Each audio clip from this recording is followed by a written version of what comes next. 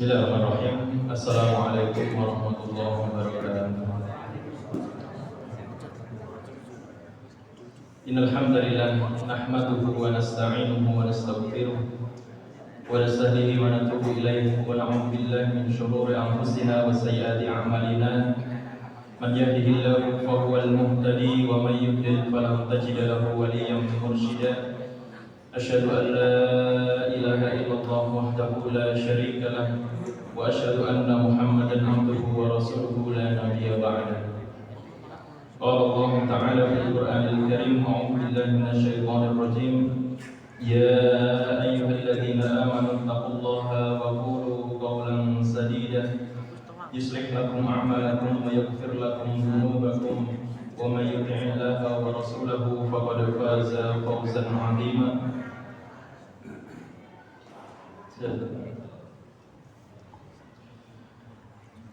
Wa qala Rasulullah sallallahu alaihi wasallam, ittaqillaha haitsu ma kunta wa atbi sayyi'atal hasanata tamhuha wa khaliqin nas khuluqin hasanin, amma ba'du. Bapak Ibu jamaah salat maghrib yang dimuliakan Allah Subhanahu wa taala. Pertama-tama marilah kita panjatkan puji syukur kehadirat Allah Subhanahu wa taala. Pada kesempatan sore hari ini kita dapat berkumpul, bermuajahah, bertolabul ilmi di salah satu raudhatun min riyadil jannah, di antara taman-taman surga, yaitu adalah tempat-tempat berkumpulnya manusia untuk membahas tentang ilmu, lebih-lebih dalam masalah ilmu agama. Salawat dan salam mudah-mudahan tetap tercurahkan kepada Nabi kita, Nabi Muhammad sallallahu alaihi wasallam, kepada keluarga beliau, sahabat beliau, tabi'in, tabi'ut tabi'in, dan orang-orang yang istiqomah meniti jalan beliau yang lurus, melaksanakan sunnah-sunnah beliau hingga hari akhir nanti. Tidak lupa saya wasiatkan pada diri pribadi dan jamaah sekalian, marilah kita tingkatkan ketakwaan kita kepada Allah Subhanahu wa taala. Kita lakukan introspeksi diri, mengoreksi diri kita, sudah sejauh mana ketaatan kita kepada Allah Subhanahu wa taala, sudah sejauh mana kita melakukan kewajiban-kewajiban kita kepada Allah Subhanahu wa taala sebagai hamba kepada Rabb-Nya. Dan juga sejauh mana kita telah berusaha menjauhi larangan-larangan Allah dalam kehidupan di dunia ini. Baik sifat larangan itu yang dilarang keras maupun larangan-larangan yang mungkin tidak ada ancamannya di dalam Al-Quran maupun Sunnah. Bapak Ibu jamaah yang dirahmati Allah Subhanahu wa taala. Ya, sebelum dilanjutkan, ini beberapa kali saya menyampaikan ini, tapi di Asoba belum. Nama kula niku M Solikin ngoten nggih. Tegese M niku nggih riyene Muhammad, tapi dugi kelurahan niku dados M Solikin.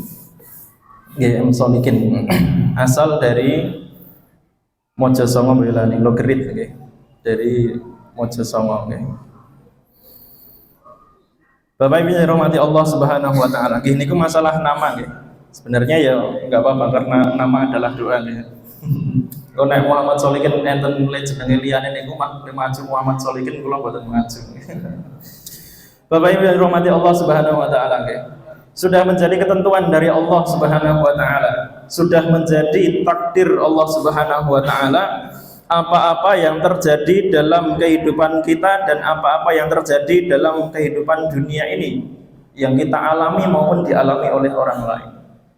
Seluruh makhluk di muka bumi ini telah berjalan sesuai dengan garis takdirnya.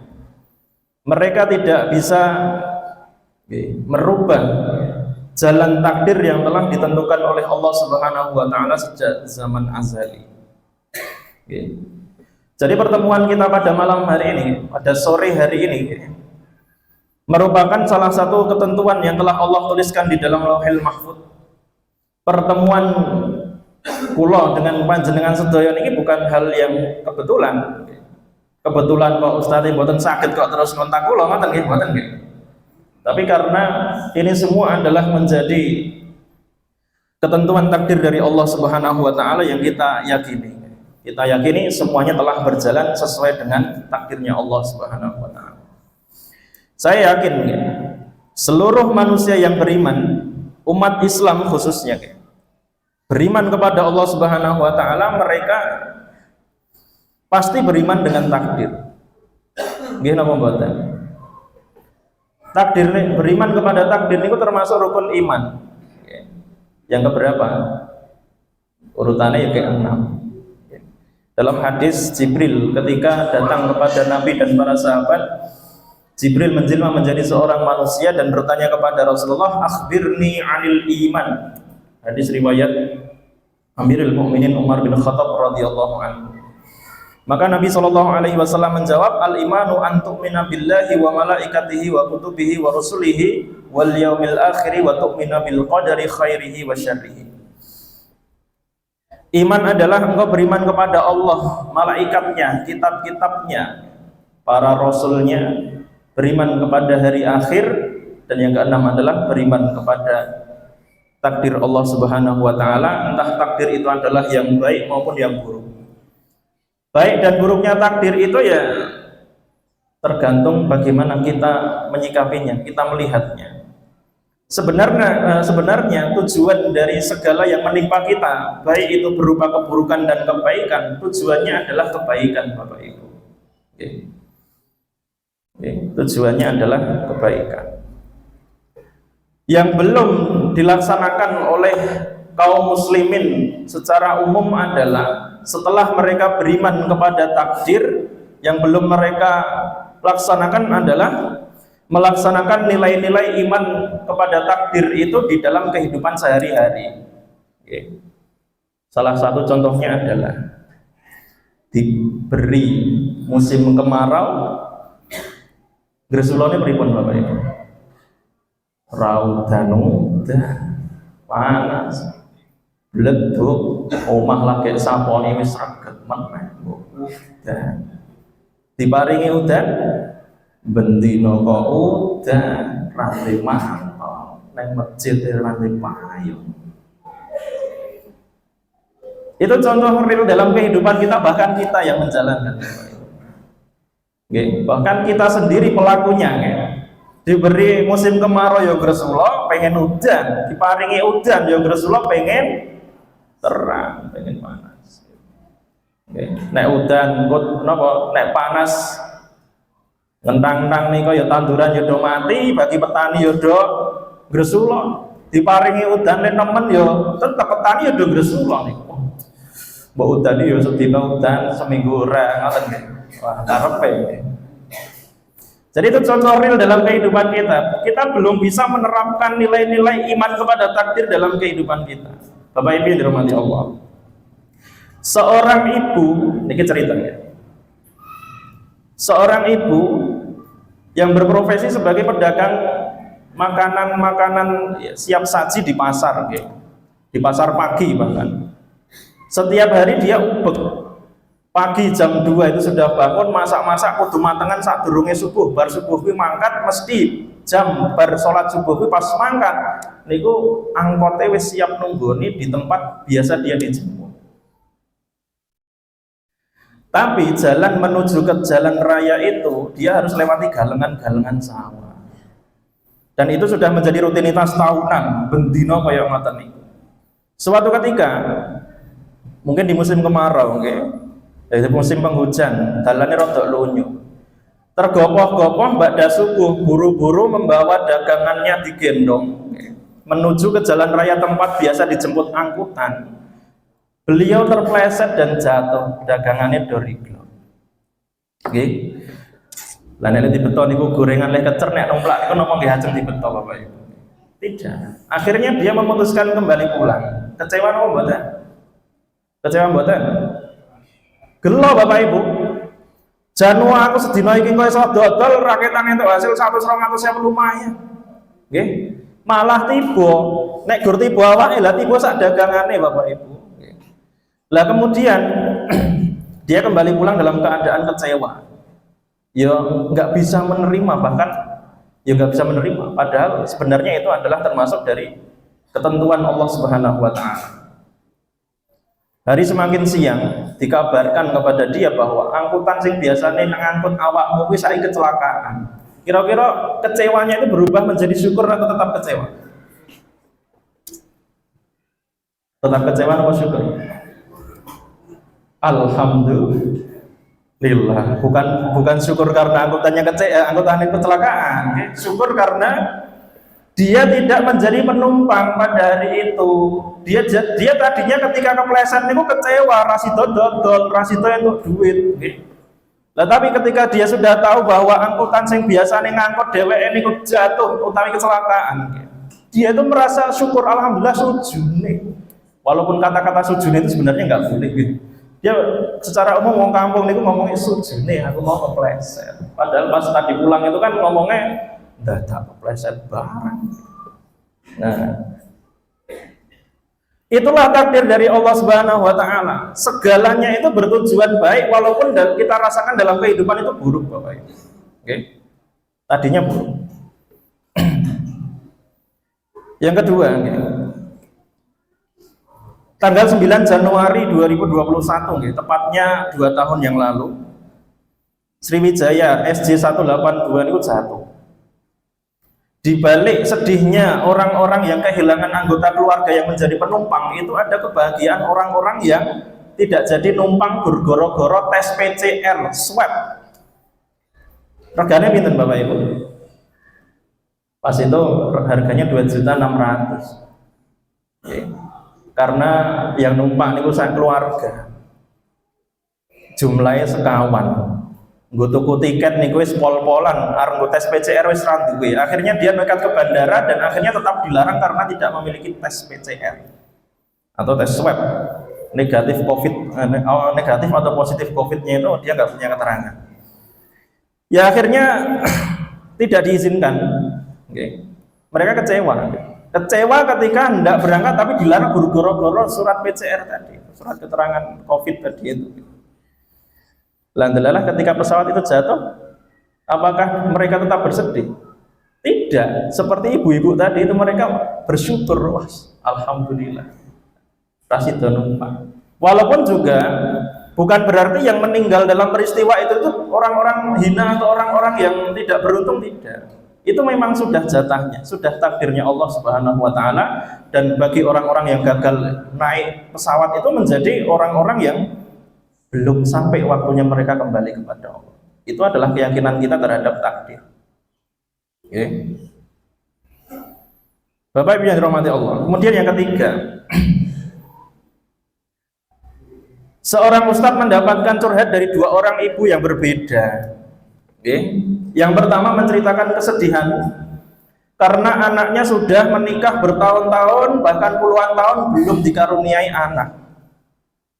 Durung duwe putu. Sedih napa mboten? Sedih. Ya nek duwe mantu niku pengine ya ndang duwe putu nggih napa mboten? Kula dereng ngrasake. Yang satu bercerita kepada ustadz itu menyampaikan bahwa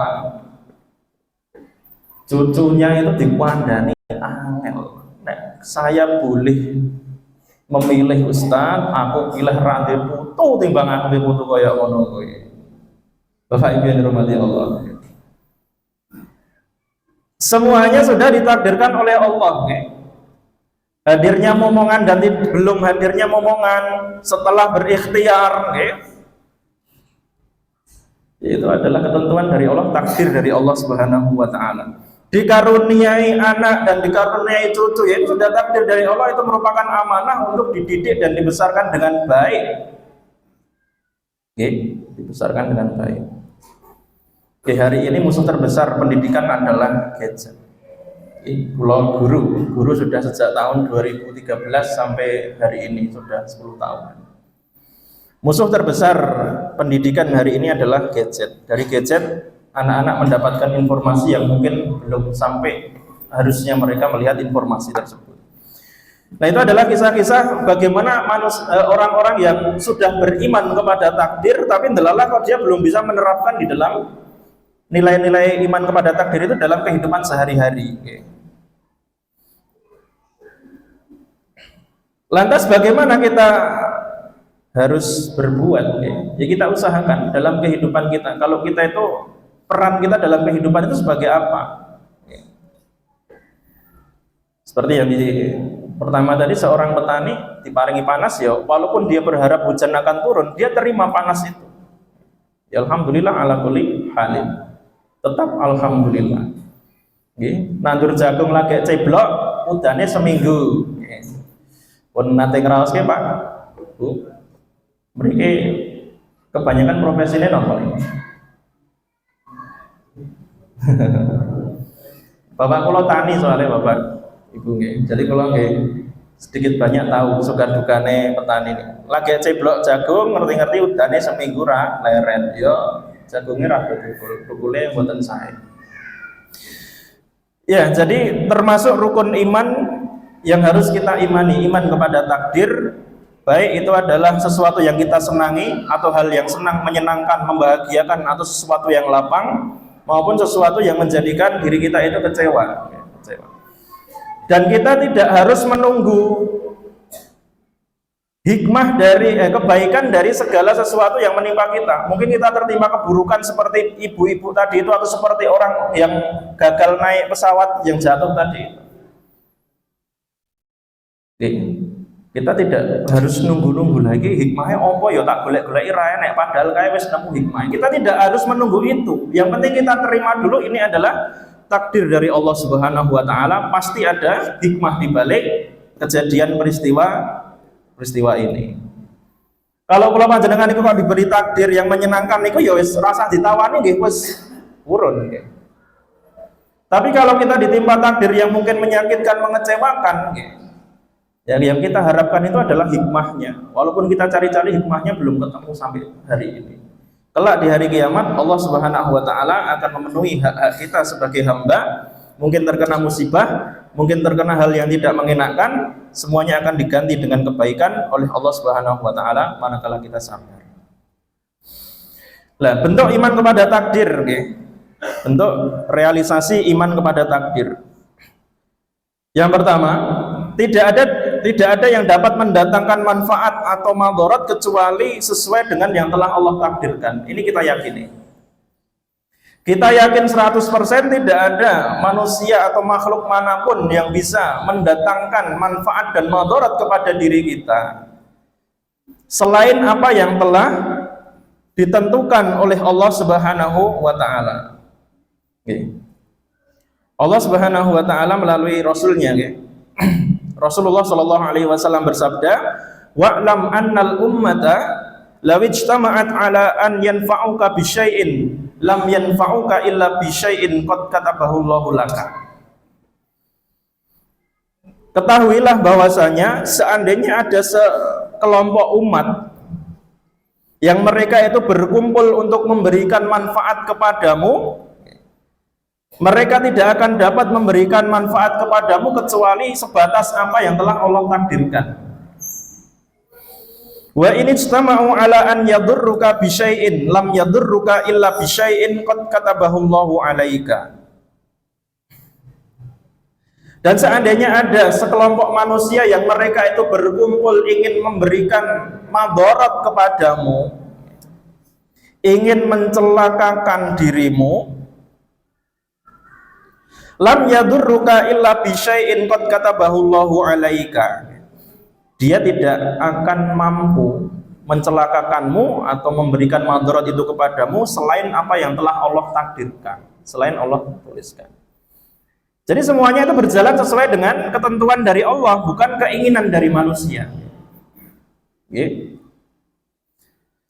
Manfaat atau madharat yang diinginkan orang kepada kita itu tidak akan berjalan kecuali sesuai dengan takaran dari Allah Subhanahu wa taala, dan semuanya telah tertulis di Lauhil Mahfuz. Dan itu kita yakini. Kalau kita membawa keyakinan ini Bapak Ibu, kita yakini mantap dalam kehidupan kita. Jenengan ajeng mulai usaha, misalnya usaha pedagang asongan niku ra wedi karo perdukunane wong-wong samping-samping jenengan. Tidak akan percaya. Yang kedua, bentuk iman kepada takdir adalah meyakini bahwasanya manusia tidak akan mendapatkan apa-apa kecuali yang telah ditakdirkan untuknya, dan apa yang tidak ditakdirkan untuknya, maka tidak akan menimpanya, tidak akan ia dapatkan.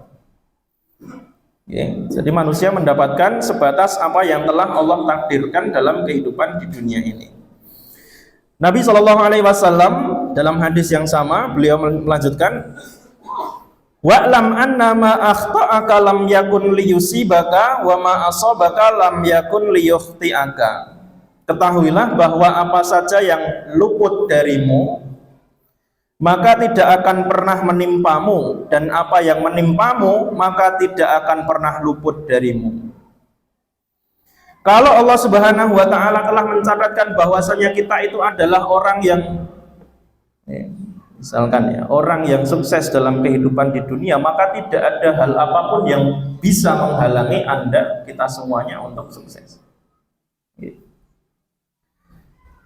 Sebaliknya, seandainya kita di dalam dunia ini menjadi seorang yang berperan sebagai orang dari kalangan yang lemah, maka upaya apapun yang kita lakukan atau dilakukan oleh orang lain untuk mensejahterakan kita, itu tidak akan sesuai kecuali apa yang telah ditentukan oleh Allah Subhanahu wa taala kepada kita. Sesuatu yang luput dari kita maka tidak akan pernah menimpa diri kita, dan sesuatu yang menimpa diri kita maka kita tidak akan pernah luput, pasti akan menemui hal tersebut. Di tempat saya itu ada istilah pot-potan, ngertos Pak? Pot-potan ngertos? Nek pot, sanes pot bunga kayak. Sanes nek keran. Kalau mireng ini pot-potan, neng secara istilah ngartek kene niku pripun kula nggih mboten entek kertas. Tapi pot-potan yang dimaksud itu adalah dia meyakini hari-hari sial. Kalau hari apa, pasaran opo, jam piro niku dia tidak mau keluar karena iki pot-potanku. Nek aku metu aku cilaka. Ini namanya tiaroh. Kalau bahasa dinnya itu adalah tiaroh atau yur. Tidak diperbolehkan di dalam agama. Yang kita yakini sebagai orang muslim adalah ketika hendak keluar ya bismillahirrahmanirrahim, la haula wala quwata illa billah, berangkat. Orang kok metong dino, iki mau dinane apa, iki mau pasarane apa, iki mau anune piro, wetonku apa. Nah niki istilah pot-potan enten gini, kalau di daerah lain tidak pernah mendengar ini. Atau yang lebih parah niku, yang lebih terkenal adalah masalah menikahkan anak. Golek mantuke disesuaikan karo petong. Masalah petong. Kalau kita yakin Allah Subhanahu wa taala itu yang telah mentakdirkan segala sesuatu, maka kita harus menghapuskan segala keyakinan keburukan kita dari hal yang lain. Gur mergo ketemu wetone ora ketemu ora ditemokke, padahal dua-duanya wis padha-padha cocok, wedok ya wis salehah, lanange ya wis saleh. Gandeng bae mau wetone ora cocok. Akhirnya rasis. Gelo napa mboten? Lah nek jenengan nglakoni kaya ngoten niku nek gelo, insyaallah gantine luwih sae Bapak Ibu. Insyaallah nggih. Insyaallah. Ampun malah mutung wah bari kira gelem nikah. Bapak Ibu yang dirahmati Allah Subhanahu wa taala. Jadi itu bentuk iman kepada takdir adalah tidak ada yang dapat mendatangkan manfaat dan madarat kecuali apa yang telah ditakdirkan oleh Allah Subhanahu wa taala pada diri kita. Dan manusia tidak akan mendapatkan apa-apa kecuali bagian yang telah ia dapatkan dalam catatan takdirnya Allah Subhanahu wa taala. Bahkan sesuatu yang kita kuasai hari ini kadang-kadang itu cuma titipan dari orang lain, kita berikan orang lain. Kita berikan kepada orang lain. Contohnya di tabungan 5 yuto sumbangannya songo. Gitu. Ini kalau tabungannya 5 yuto, lah tabungannya kur 1 yuto. Tabungan 1 yuto sumbangannya sanganggon. Seminggu sanganggon. Nggih. Sanganggon 100. Yo rezeki panjenengan kok karek pinten? 100. Jadi rezeki itu yang digunakan, yang dikenakan, bukan yang disimpan. Yang disimpan itu bisa jadi haknya orang lain. Mbuh neng dalan kok kadang nyerempet slebore wong ganti 200. Nah, 200 rezeki yang lain yang dititipkan kepada kita. harta yang abadi adalah yang kita sedekahkan di jalan Allah, itu akan dikembalikan kita ketika kembali ke akhirat. Sedangkan yang di dunia sebatas apa yang telah kita makan, apa yang kita gunakan, itu kita kenakan. Tapi nggih jenenge manungsa niku nek duwe lebih kan ayam-ayam nggih. Ayam-ayam nggih. Ayam nek dite akeh niku rasanya lebih ayam. Sewayah-wayah butuh karek nganggu. Dan itu manusiawi. Dan itu tidak dilarang walaupun jenengan orang yang soleh. Bukan berarti wong soleh kok tabungannya oke. Tidak. Ustadz kok numpak Alphard, okay. Jamaah dong hotel kok malah ustadznya numpak Alphard, itu tidak apa-apa. Asalkan jalan rezeki yang dia tempuh itu adalah yang dibenarkan oleh syariat Islam, itu tidak apa-apa. Jamaah yang dirahmati Allah Subhanahu Wa Taala. Lalu bagaimana kita bersikap terhadap kebaikan dan keburukan takdir yang menimpa diri kita? Ada beberapa hal ini saya sampaikan. Bagaimana kita bersikap terhadap kebaikan dan keburukan takdir yang menimpa diri kita? Yang pertama, sikap kita adalah segala kebaikan dan keburukan, suka duka, lapang maupun sempit merupakan bentuk ujian dari Allah Subhanahu wa taala. Bukan berarti orang yang diberi kelapangan itu diberi kemuliaan dan orang yang diberi kesempitan itu diberi ujian. Ini adalah anggapan orang-orang di dunia secara umum, okay? Wong kene wis diparingi kesempitan, iki lagi diuji. Okay. Tapi nek diparingi kelapangan, ora nek wong ngomong wong lagi diuji. Nggih napa mboten? Kita sadari harusnya itu Bapak Ibu. Ujian yang paling berat itu adalah ketika Allah Subhanahu wa taala memberikan kita kelapangan. Karena apa? Sadari angel Bapak Ibu. Okay. Sadari angel. Perintahnya adalah supaya dia bersyukur, menggunakan karunia kelapangan itu digunakan untuk ketaatan kepada Allah. Okay. Tapi biasanya orang yang sudah diberi kelapangan mereka akan lalai. Mudah sekali untuk lalai. Okay. Sedangkan orang yang diberi ujian berupa kesempitan, mereka itu lebih mudah ingat kepada Allah Subhanahu wa taala. Kembali ke tempat saya lagi. Ketika seseorang itu lama wis suwe nganggur, pengen memulai suatu usaha, pasti mereka datang ke masjid. Pasti nih. Sing biasane mboten salat kok langsung salat. Sing biasane 5 waktu ra ketok iki 5 waktu ra tau bolong, bahkan datangnya sik dhewe muadzine rung teko wis disi. Bapak Ibu yang dirahmati Allah Subhanahu wa taala. Ya ini bukan berarti merendahkan. Ya sah-sah saja nggak apa-apa. Daripada tidak sama sekali toh, gitu. Yang penting itu tidak terjadi dalam diri kita. Dan ketika dia telah memulai usahanya kok berjalan dengan lancar, kemudian diberikan pundi-pundi, rizki yang dia dapatkan itu semakin menumpuk banyak, masjidnya pun lali, lali.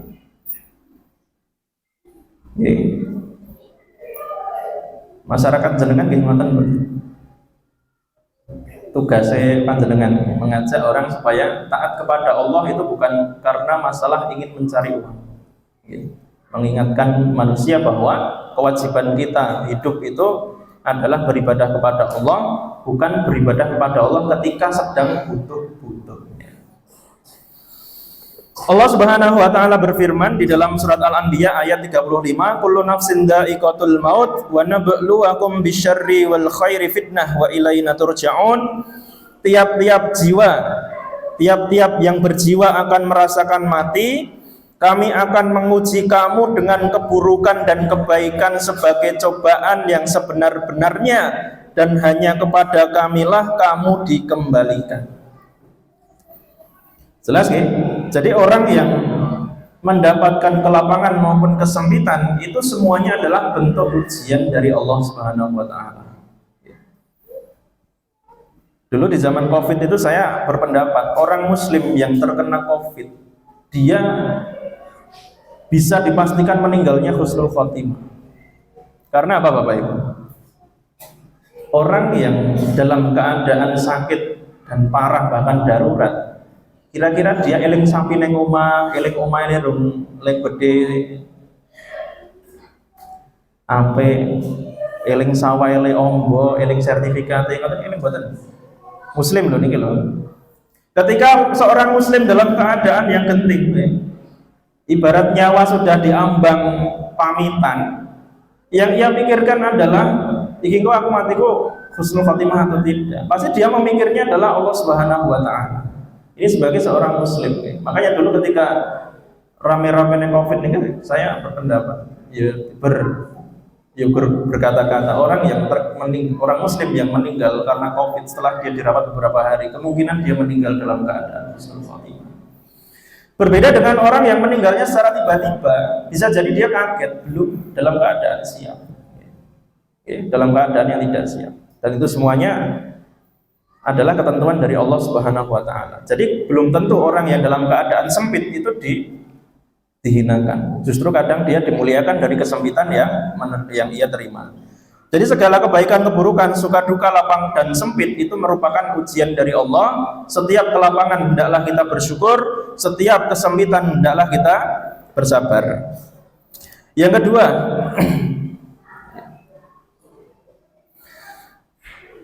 sikap yang kedua adalah bersyukur terhadap kebaikan dan bersabar atas keburukan yang menimpa diri kita.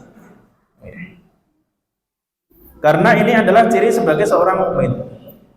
Ajaban li amril mu'min, inna amrahu kullahu lahu khair, in asabatu sarra'u syakara fahuwa khairun lahu, wa in asabatu dharra sabara fahuwa khairun lahu.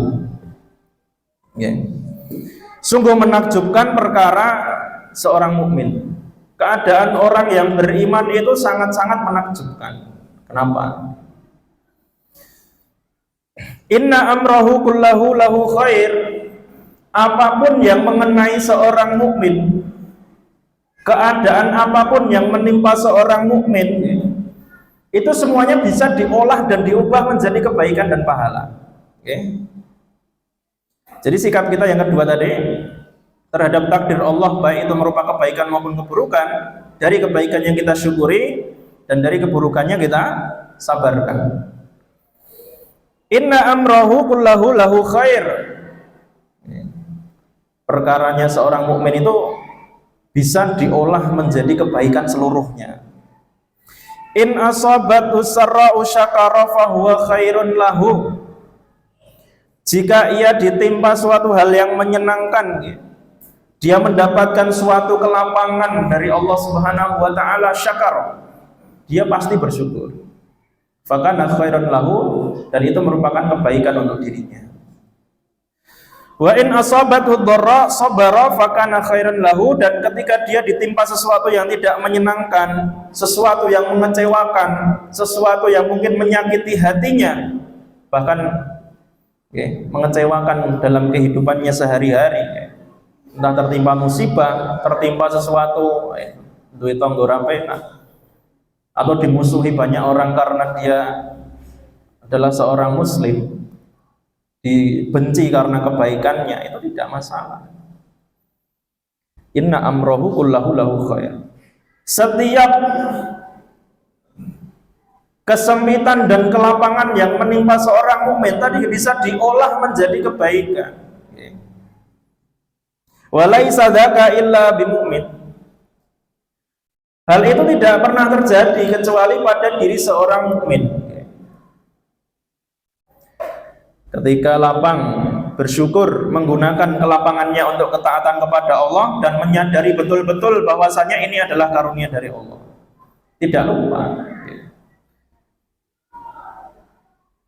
Bahkan ketika dalam keadaan puncak-puncak kebahagiaan duniawinya itu, dia masih mengingat Allah Subhanahu wa taala.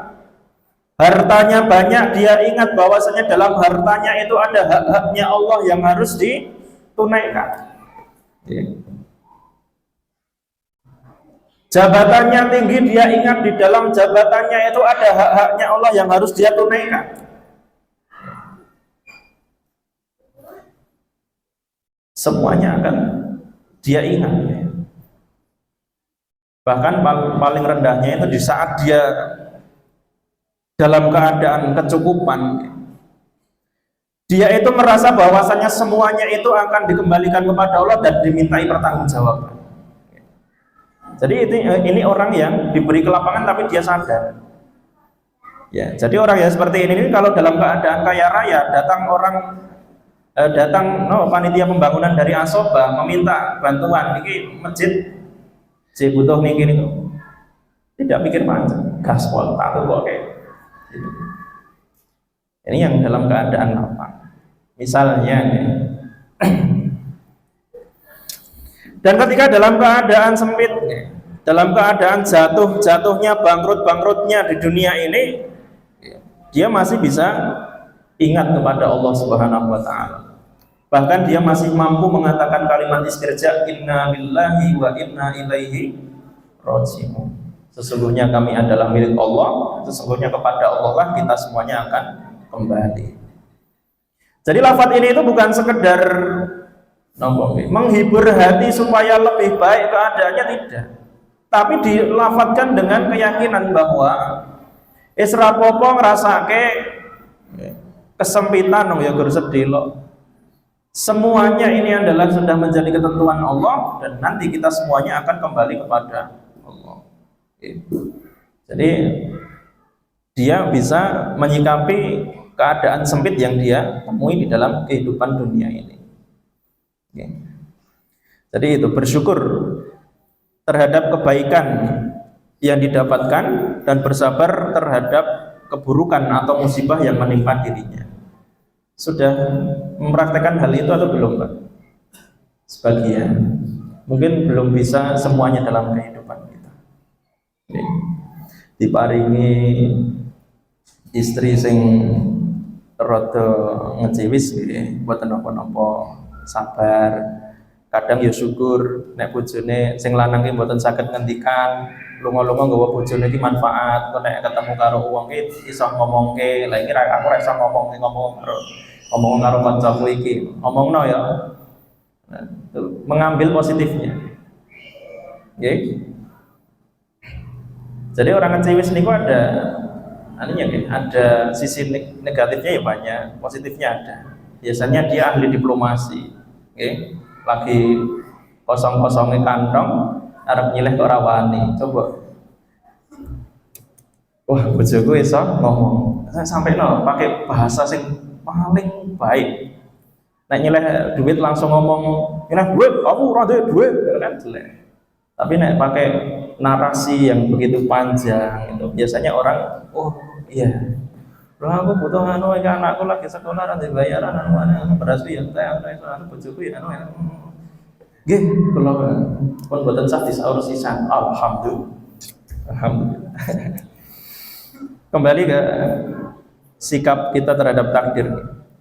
Jadi bersyukur kepada Allah terhadap kebaikan yang kita dapatkan dan bersabar atas keburukan yang menimpa kita. Keburukan ini bersifat musibah. Ketika kita ditimpa musibah, bagaimana kita mewujudkan, menampakkan diri kita itu sebagai seorang yang beriman, tidak lantas marah-marah, tidak lantas ngamuk-ngamuk terhadap musibah yang menimpa kita. Jadi diolah dengan perasaan hati kita. Mendapatkan musibah diambil ringan. Saya jadi ingat gempa di Palu, Bapak Ibu. Ketika saya masih di Bekasi, lupa 2018 atau 2017. Seorang aktivis yang asli di Palu yang menjadi salah satu saksi terjadinya gempa dan tsunami bahkan likuifaksi di Palu itu mengatakan dia masuk di suatu kampung yang situ itu likuifaksinya parah. Menemui seorang bapak-bapak yang dalam keadaan nggak apa-apa, luka-lukanya berbeset-beset tok. Aktivis ini bertanya kepada bapak itu, Pak, bagaimana keadaan jenengan? Dijawab, baik, saya dalam keadaan baik. Loh, kok iso, Pak? Padahal jenengan lagi tertimpa musibah. Mas, kata bapaknya ini, Mas, dulu ketika kita dalam keadaan normal dan baik-baik saja sebelum musibah ini terjadi, saya itu tidak pernah ada waktu untuk keluarga. Saya habiskan waktu di luar, di tempat kerja, nggak pernah ketemu dengan anak-anak, nggak bisa komunikasi dengan anak-anak. Lah qadarullah Allah mengirim musibah ini, mungkin ini adalah sebagai nasihat supaya aku memperhatikan keluarga. Hari ini walaupun istriku ditemukan dalam keadaan hidup tapi kakinya hilang semuanya. Bahkan anak saya yang masih kecil itu ditemukan dalam keadaan tidak kepalanya hilang, meninggal. Tapi saya merasa lebih baik karena merasa ditegur oleh Allah Subhanahu wa taala. Insya Allah setelah kejadian ini aku akan menjadi lebih baik untuk keluarga. Rumahnya hilang. Nah, likuifaksi tenggelam ke dalam bumi. Okay. Ya, jadi ini adalah cerita aktivis di Bekasi dulu. Bapak Ibu yang dirahmati Allah Subhanahu wa taala. Maksimal jam kita nih. Tambah sedikit ya. Yang terakhir yang ketiga, menggunakan karunia kebaikan untuk beribadah, menggunakan karunia Allah Subhanahu wa taala untuk beribadah dan taat kepada Allah Subhanahu wa taala. Ini adalah hakikat syukur. Hakikat syukur dengan iman itu sama, Bapak Ibu. Iman itu hakikatnya adalah keyakinan dalam hati dibuktikan dengan ucapan lisan yang sesuai dengan keyakinan hati, kemudian anggota badan digunakan untuk berbuat sesuai dengan keadaan iman dalam hati. Hatinya percaya dengan Allah, maka lisannya mengucapkan zikir, mengucapkan bahwasanya dia itu beriman kepada Allah, anggota badannya dia gunakan untuk beribadah kepada Allah. Begitu juga dengan syukur, menggunakan karunia kebaikan untuk beribadah. Syukur itu adalah yakin bahwasanya semua yang ia dapatkan dalam hati, yakin dalam hati bahwa semua itu dari Allah. Dia buktikan dengan kalimat syukur yang dia ucap melalui lisan, alhamdulillah. Kemudian dia buktikan dengan perbuatan anggota badan. Ia gunakan segala karunia dari Allah itu untuk melakukan kebaikan. Nabi SAW mengatakan, ta'arraf ilallahi fir rakha'i ya'rifuka fi syiddah. Kenalilah Allah Subhanahu wa taala ketika kamu sedang dalam keadaan senang, maka kelak ketika kamu dalam keadaan sempit, Allah Subhanahu wa taala akan kenal kepadamu. Ampun dibalik. Biasanya kebalik. Nggih.